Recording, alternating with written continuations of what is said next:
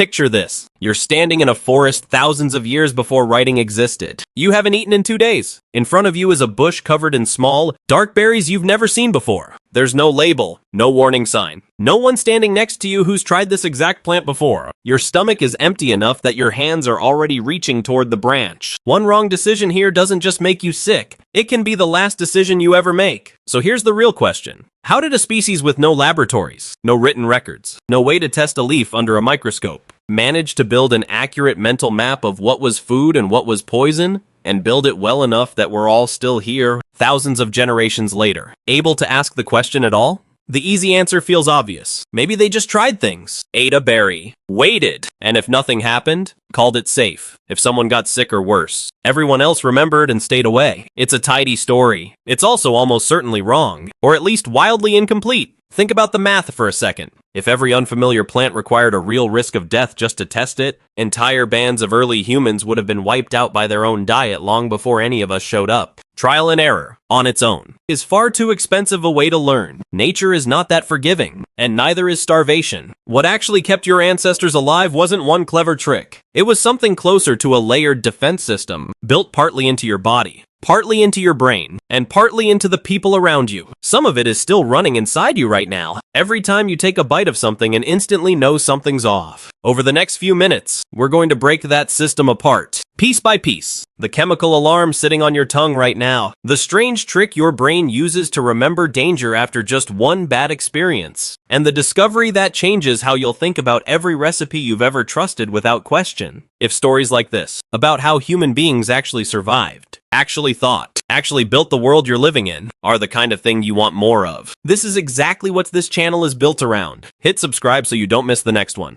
And drop a comment telling me what plant, food, or fear you think humans figured out the hard way. I read all of them. Now, let's start with the first layer of defense, the one built directly into your mouth. Your tongue is doing something you probably never think about. Right now, sitting in your mouth are roughly 25 different receptors whose entire job is to detect bitterness, not sweetness, not saltiness, bitterness specifically. That number isn't random. It's the result of millions of years of trial and error, written directly into your DNA. Scientists call this family of genes TAS2R, and here's the part that should stop you for a second. This isn't something unique to humans. It's a system that's been running in vertebrates for over 400 million years. Fish have versions of it. Reptiles have it. Every mammal that's ever had to decide what to put in its mouth has relied on some form of this same chemical alarm, and it's not evenly distributed. Researchers comparing the genomes of over 40 different mammal species found something striking. The more plant matter a species eats, the more bitter taste receptor genes it tends to carry. Meat eaters need fewer of these alarms, because meat rarely poisons them the way plants do. But animals that live mostly on vegetation are surrounded, every single day, by a chemistry lab full of compounds trying to kill them. So evolution gave them more sensors to survive it. Humans, as omnivores, sit right in the middle of that spectrum, carrying a toolkit built specifically for a diet that includes a huge range of plant life. Here's a simple way to think about what's happening in your mouths. It's almost like a basic chemical language. Sweetness tells your brain this is safe energy. Take it. Umami says protein. Useful. Sourness often signals fermentation or spoilage. Proceed with caution. And bitterness, more often than any other taste, is your body's way of saying one word. Stop. You've felt this yourself, probably more recently than you'd think. Bite into a piece of unripe fruit, or a vegetable that's gone slightly wrong,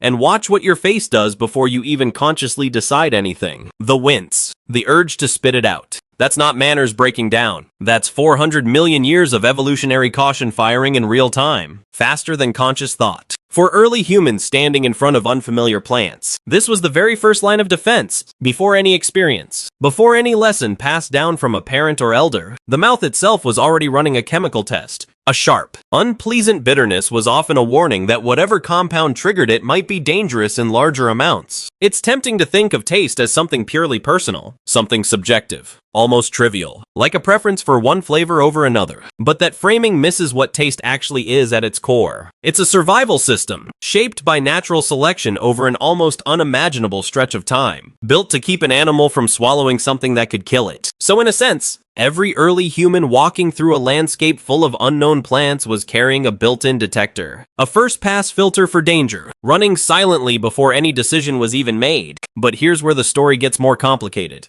and more interesting. If bitterness really was a perfect poison detector, humans should have been almost impossible to kill through diet. And yet we know that's not true. People still die from plant poisoning today, even with modern knowledge sitting one search away. Which raises an uncomfortable question. If this built-in alarm is real, and it clearly is, why isn't it enough? Here's the uncomfortable truth about that built-in alarm on your tongue. It has blind spots. Serious ones. Some of the most dangerous compounds in the plant world don't taste bitter at all. They don't taste like much of anything unusual. A plant can be genuinely lethal and still go down smooth, with nothing on your tongue raising a flag. Even worse, a lot of dangerous toxins don't act fast. They're slow. Some take hours to show symptoms. Others build up quietly over repeated exposure, doing damage long before you ever feel sick. By the time your body finally reacts, the poison is already absorbed, already working. The warning, if it comes at all, arrives too late to matter. Think about that for a second. A detection system that only works in the moment is far less useful against a threat that waits. There's another wrinkle here too, one that seems almost backwards at first. You'd assume the more plants an animal eats, the more sensitive it should be to bitterness, right? More exposure, more danger, more alarm. But research on diet and taste sensitivity shows the opposite pattern. Animals that eat mostly plants, herbivores, actually tend to have lower sensitivity to bitter compounds than meat eaters do. Why would evolution do that? Because if an herbivore rejected every single bitter plant it encountered, it would starve. Plants defend themselves chemically almost constantly. Some bitterness is dangerous. A lot of it isn't. It's just a plant's way of discouraging being eaten at all. An animal that refuses everything bitter loses access to too much of its own food supply. So the alarm gets dialed down, just enough to keep the animal eating, even though that means some real threats slip through more easily. In other words, the same system built to protect you also has to compromise, just to let you eat enough to survive in the first place. A modern example makes this easier to picture. Some of the deadliest mushrooms on the planet don't taste bad at all. No sharp bitterness, no obvious warning. Reports describe them as mild, even pleasant, right up until the poisoning sets in hours or days later. Long after the meal is finished and forgotten, taste gave no signal. None. So the popular idea that a small, cautious nibble is always a safe way to test something new starts to fall apart here. That logic works fine against fast-acting, strongly bitter compounds. It does almost nothing against slow, cumulative, tasteless poisons, the kind that don't announce themselves until it's already too late to matter. This doesn't mean the tongue's alarm system was useless to early humans. Far from it. It just means it could never have been the whole story. A partial filter, however well built, still leaves gaps. And in an environment full of thousands of unfamiliar plants, JPS like that should have been costly, again and again, generation after generation. Which brings us to the real puzzle. If taste alone can't fully protect you, something else had to be doing the rest of the work. Something capable of catching the threats that slip straight past your tongue without a warning. This is where your brain steps in to cover the gap your tongue can't. Somewhere inside your nervous system is a learning mechanism so specific, so unusual, that it doesn't follow the normal rules of how memory works. Psychologists call it conditioned taste aversion. Most people know it by a simpler name, the Garcia effect, after the researcher who first documented it.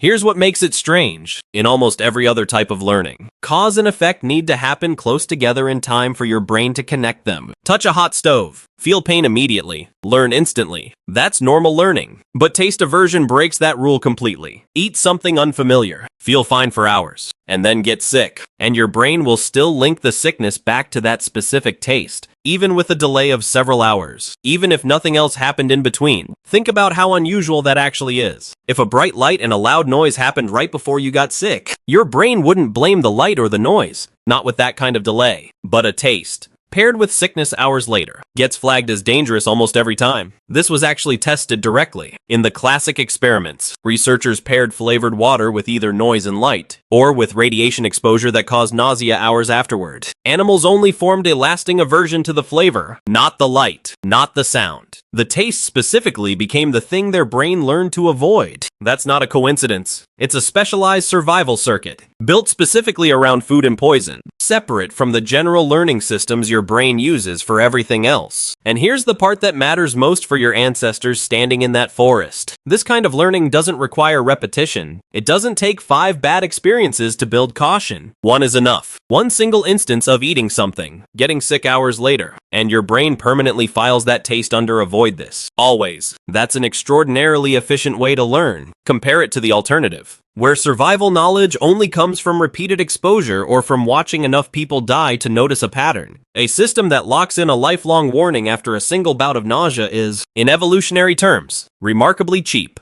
The cost of the lesson is a stomachache, not a funeral. You've almost certainly experienced a version of this yourself. Maybe there's a specific dish you can't stand anymore, not because it was objectively bad, but because you happened to get food poisoning around the same time you ate it once. Rationally, you might know the dish had nothing to do with it. A stomach virus, bad luck, wrong timing, doesn't matter. Your brain made the connection anyway. And years later, the thought of that food can still turn your stomach a little. Researchers sometimes call this the sauce béarnaise effect. After a famous case where someone developed a lasting aversion to a sauce they happened to eat right before getting sick from something else entirely. That's not a flaw in your thinking. That's 400 million years of evolutionary wiring doing exactly what it was built to do for early humans. This mechanism filled in the exact gap that taste alone left open. A slow-acting toxin that gave no warning on the tongue could still leave its mark afterward. And that mark, that memory, would be enough to prevent the same mistake twice. No death required. No repeated exposure. Just one uncomfortable experience. Permanently encoded as danger. This is a genuinely old system too, not something recently invented. Versions of it show up not just in humans, not just in mammals broadly, but even in animals as simple as pond snails. When a learning mechanism turns up that consistently across such vastly different nervous systems, it tells you something. This isn't a modern human quirk. It's an ancient, deeply conserved survival tool, almost certainly present and functioning in our ancestors long before anyone alive today existed. But notice what this mechanism still can't fully explain. It protects the person who got sick. It doesn't automatically protect anyone else. A child who's never touched that plant. A neighbor who's never tasted that berry. If every individual had to personally get sick once before learning to avoid something, that's still a lot of unnecessary suffering spread across a group, generation after generation. So the real question becomes sharper here. How did the lesson learned by one person's stomach ever make its way to someone who never took the risk at all? This is where the real answer finally comes into focus, and it's bigger and stranger than one brave person tried it first. Let's start with the clearest example of what's actually possible here. Even though it comes from a more recent chapter of human history than the deep Paleolithic, consider cassava. It's a root vegetable, and today it feeds hundreds of millions of people around the world. It's also, in its raw form, genuinely capable of killing you. Cassava naturally contains cyanide-producing compounds, at levels high enough to be lethal if eaten without preparation. And yet communities that rely on cassava don't avoid it. They transform it.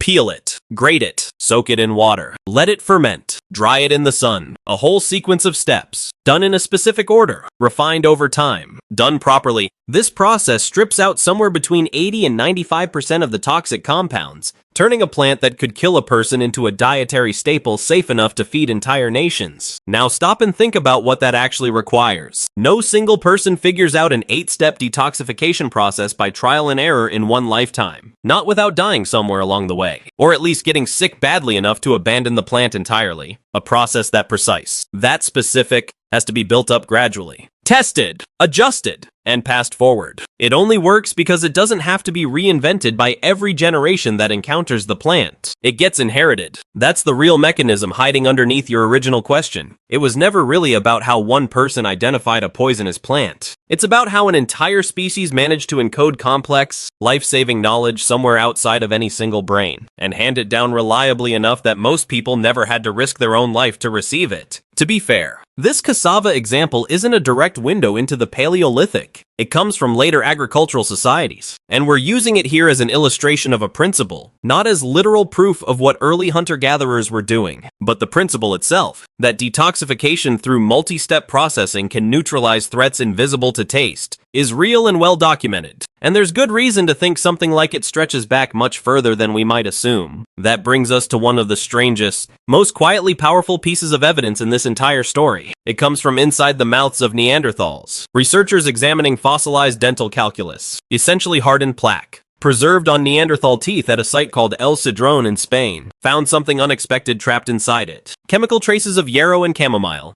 Two plants that share a curious trait. They're bitter. They offer almost no nutritional value. And by most measures, they shouldn't have been appealing to eat at all. So why would a Neanderthal, presumably hungry, choose to consume something bitter and calorie poor?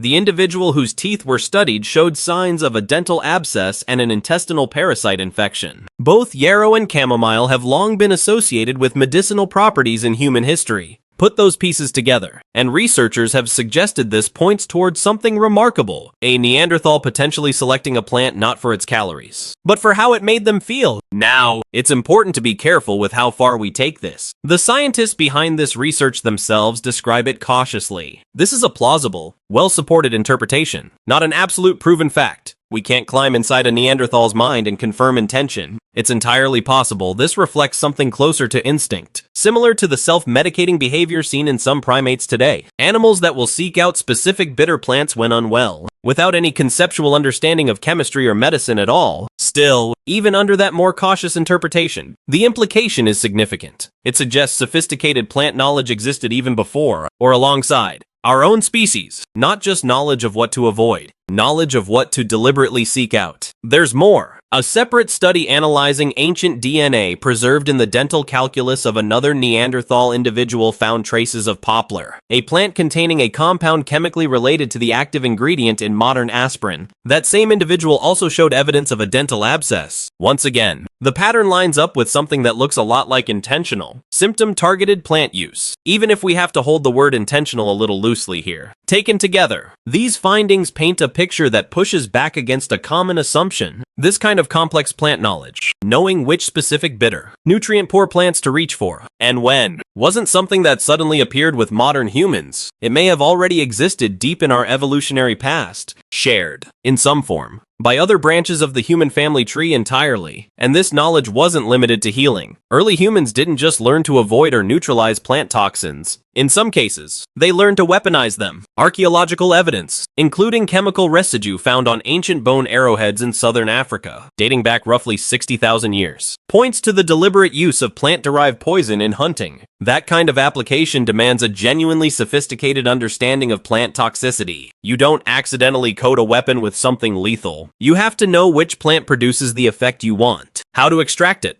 and how to apply it in a way that's still potent enough to work on prey. This wasn't a lucky accident. It was applied botanical knowledge, deployed with purpose. Step back and look at everything together. Bitter compounds identified and avoided. Toxins that slip past taste, caught instead through the memory of a single bad experience. Slow, careful, multi-step processing capable of neutralizing poisons entirely. Specific plants selected, possibly for medicine, tens of thousands of years ago, and toxic compounds deliberately harvested and weaponized for the hunt. None of that fits inside one person's lifetime of trial and error. None of it could have been rediscovered from scratch by every single generation. This is knowledge that had to accumulate. It had to be observed, tested, refined, and most importantly, passed on, from person to person, parent to child, generation to generation, long before anyone had a written word to record any of it. This is the real reveal underneath your original question. Early humans weren't just individually clever enough to dodge poison. They built something far more powerful than individual cleverness ever could be. A shared, inherited system of survival knowledge, distributed across an entire community, refined slightly by each generation, and handed forward so reliably that most people never had to risk their own life to receive the lesson at all. The bravery of one person tasting something dangerous was never really the point. The real achievement was making sure that bravery, or that mistake, only ever had to happen once. Zoom out for a moment, and this whole story starts to reveal something bigger than plants and poison. Humans are what scientists call extreme omnivores, compared to almost any other mammal. We can eat an enormous range of things: meat, roots, leaves, fruit, seeds, insects, in some environments even bark or algae. That flexibility sounds like an obvious advantage, and in many ways it is, but it comes with a hidden cost that specialized eaters simply don't have to deal with. Think about a koala. Its entire diet is essentially one type of leaf. There's no daily decision to make, no guesswork, no risk of misjudging an unfamiliar food source. The trade-off is that a koala has almost no flexibility at all. If that one food source disappears, the koala has no fallback. Humans took the opposite path. We gained incredible dietary flexibility, the ability to survive in deserts, forests, coastlines, and ice sheets alike. But that flexibility means every new environment is full of unknowns. New plants, new risks, constant decisions about what's safe. Researchers have a name for this tension. It's called the omnivore's dilemma. The idea that having more food options also means facing more uncertainty about which of those options might hurt you. Most animals never have to solve this problem, because most animals aren't generalists at this scale. Humans are, and that meant we needed something to counterbalance all that risk. Not a better nose, not sharper eyesight, something else entirely. That something was culture. The ability to take what one person learned, sometimes through nothing more dramatic than a bad stomachache, and turn it into a lesson the entire group could use without ever repeating the mistake themselves. This is really the through line connecting everything we've covered.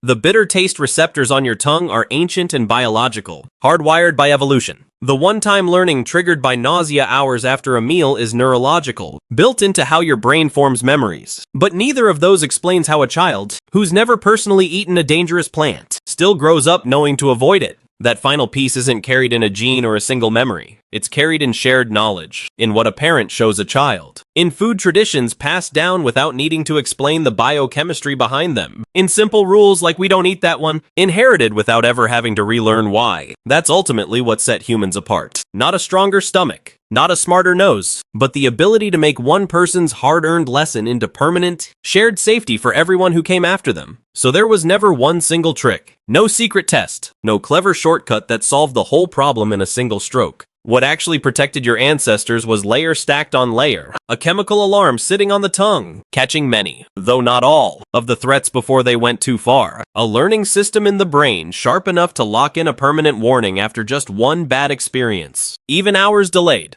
Processing techniques capable of neutralizing poisons that neither taste nor memory could ever catch on their own. And above all of that, a system for passing hard-won knowledge forward, so that almost no one ever had to personally relearn a lesson that had already cost someone else dearly. Go back to that person standing in front of the unfamiliar berry bush. Hungry, uncertain, with no label and no guarantee. It's easy to picture that moment as a person facing the wild completely alone, but they weren't. Not really, not in the way that mattered most. Behind that single decision stood generations of people who had faced nearly identical moments before them, whose stomach aches, whose caution, whose accumulated trial and error had already quietly shaped what safe and dangerous meant, long before this particular person ever raised the berry to their lips. Which means the question we started with was slightly the wrong question all along. It's not really how did one person know which plant would kill them. The real question is how an entire species built a system so no individual person ever had to risk everything just to answer that question for themselves. And that's the deeper insight sitting underneath all of this. Humanity's most powerful survival tool was never contained inside any single brain, no matter how sharp.